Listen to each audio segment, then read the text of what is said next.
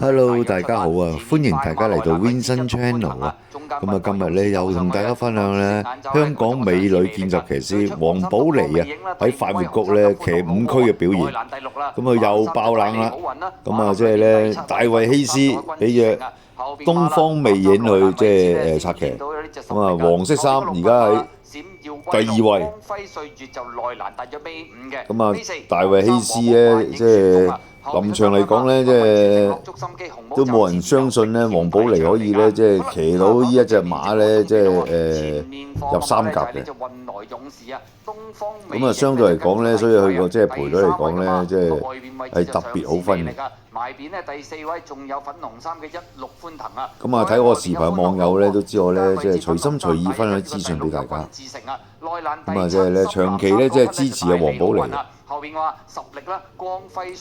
啊，你睇下佢咧策騎呢個大衛希斯馬房嘅東方魅影咧嚇，一路咧即係吊住個韁繩轉入直路。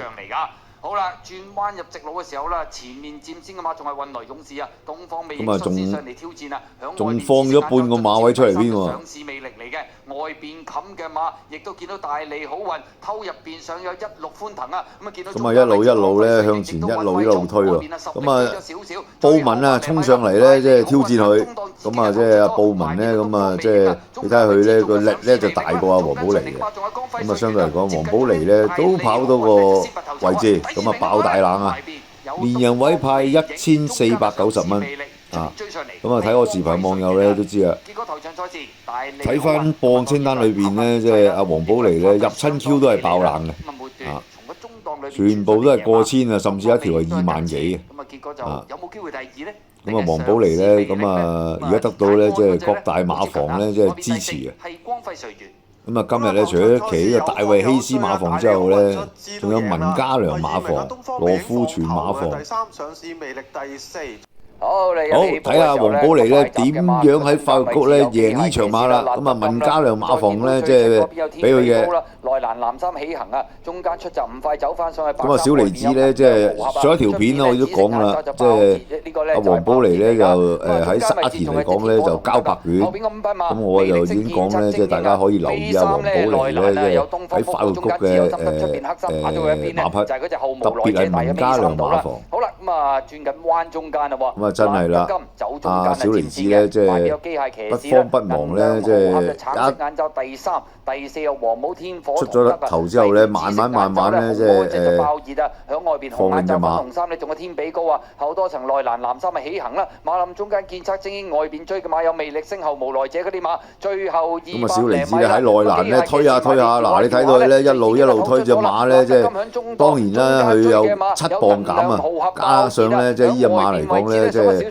減分咧減咗好多啊，所以相對嚟講咧好輕鬆啊贏得。咁咪喺呢本季嚟講咧第10場頭馬啦。咁啊累積咧喺攞到見習女騎師牌之後咧27場頭馬啦。咁啊每一場頭馬咧即係佢呢隻機械騎士都當然把握到啦，都好輕鬆啊！減啲磅又跟前嚟跑，走甩咗先啊！咁啊又同文家良咧即係添一場頭馬。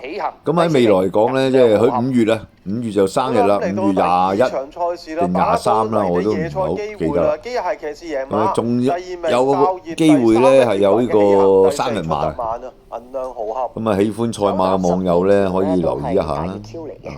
哇！喺黃寶妮啊，紮住條孖辮仔啊，9號趴低條腰，雙手去邊都唔使打啦。攞個頭頂住你隻肋。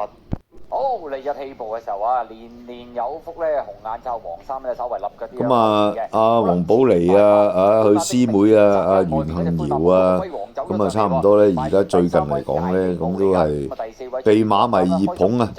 啊，咁啊即係一個減7磅，黃寶妮。一個咧，阿袁幸堯咧就減10磅，咁我都講過啦，即係跑馬嚟講咧，始終咧即係減7至10磅咧係好着數啊！如果佢個檔位咧係排得靚嘅話咧，就更着數。咁啊，除非你真係唔識跑馬嘅啫。咁啊，其實就跑馬就有個基本功咧，即係都 OK 㗎啦。咁啊，始終跑馬嚟講咧，都係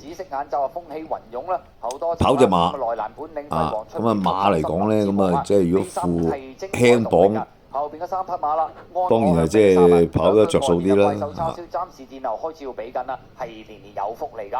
好啦，過晒呢個800米段處啦，前面精明選擇仲有少少嘅優勢，保羅輝煌係第2位，位置變動上面就唔算大嘅。今日嘅法國嚟講咧，阿黃寶莉咧就騎5區，咁啊即係咧1 win。精彩動力啊！黃帽第7位，咁2 Q 啊，出嚟攞入咯喎，有呢隻就安可嚟㗎，響入邊本領輝煌。咁啊，即係如果投注佢位置嘅話咧，即係3隻位置㗎啊！即係如果5隻馬嚟講咧，5分3機會嘅啊，咁你就中㗎啦啊！咁你就收錢嘅。咁同埋啲賠率咧，即係相對嚟講咧，即係幾好分嘅啊！咁啊，而家嗰啲所謂嘅大師傅嘅話咧，即係除咗幾個啦，潘頓啊、莫雷拉啊、艾少禮啊、田泰安啊，即係呢幾個咧就比較布文啊，同埋即係5大師傅嚟講咧，就嗰啲馬嚟講咧就上名率高啲啦啊！其他嗰啲咁嘅呢個騎師嚟講咧，好似艾杜拿啊、霍宏星啊即係上名率唔係咁高嘅啫。咁啊，基本上咧，寧願買2個女見習騎師咧，就好過佢哋啊！佢哋係雷聲大雨點少啫，即係喺度叫做咩啊？掩護啊！佢嘅試閘未輸過呢個馬雲高啊，試親閘都贏嘅，就跑2次咯喎。係啊，已經跑咗2次嘅啦，2次都未上名。咁啊，2次都有獎金嘅佢。咁啊，依場嚟講咧，黃寶莉啊，即係被捧成大熱門啊！好，時間都咁啊，盡量咧，即係如果黃寶莉大熱門嘅話咧，即係要避一避佢嘅啊！即係如果喜歡玩馬仔嘅網友啊，即係我之前咧喺臨尾大熱門啊變咗好多條片都講過㗎啦啊！始終咧即係有少少賠率咧，先至特別精神嘅啊！有時如果你成日睇嗰啲咁嘅嗰啲咁嘅馬評家啊、報紙啊嗰啲，可能影響咗你個思維。基本上咧，即係如果你如果喜歡投注馬嘅網友咧，你追住1、2個騎師嘅話咧，即係其他冇出嘅話，咪忍下手咯，唔好買啦。有時睇馬就即係不賭馬咁啊，可以即係欣賞下嗰個賽事。啊，咁啊！如果賭馬嚟講咧，你場你都話去買嘅話咧，即係我就覺得咧，即係你輸咗9成9啊！即係就算佢哋幕後人咧，即係都唔會話場去買嘅啊！即係睇下馬，睇下啲馬嘅即係表現啊，留翻下一次啊，有機會出嗰陣時咧，先至即係買多少少啊！即係好過咧，即係浪費啲彈藥。就黃心啊大番薯嚟嘅，咁啊另一隻黃心啊咪就仁者傳承啊，咁啊外邊有銀刺勇士啦。即係你當咧，即係跑馬係一種娛樂咯，即係騎師咧係一個即係表演者，咁啊即係咁嘅心態得㗎啦。